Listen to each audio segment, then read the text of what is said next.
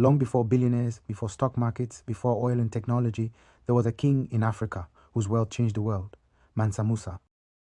In the 14th century, one man was so wealthy that when he traveled, economies trembled. His name was Mansa Musa, and he ruled the richest empire on earth.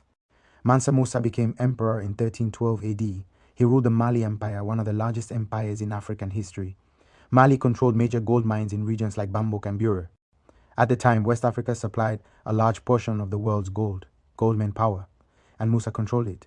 Musa became ruler after his predecessor, Mansa Abubakar II, reportedly sailed into the Atlantic Ocean, seeking new lands around 1311 AD and never returned. Musa took the throne in 1312. His title, Mansa, meant King of Kings.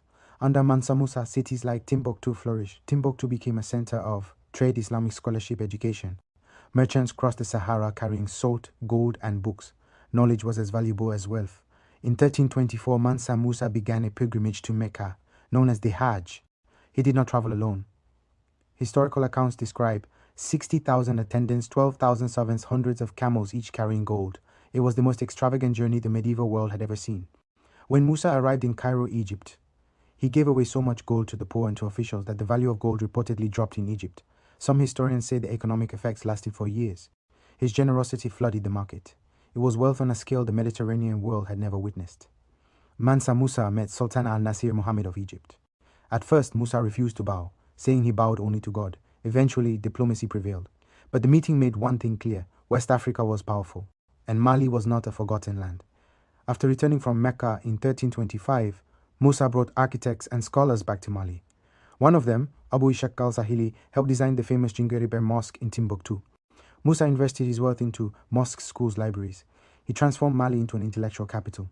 In 1375, decades after his reign, European mapmakers included Mansa Musa in the Catalan Atlas. He is shown holding a golden nugget. To Europe, he became the symbol of unimaginable wealth. Africa was no longer invisible on the map. Mansa Musa died around 1337 AD.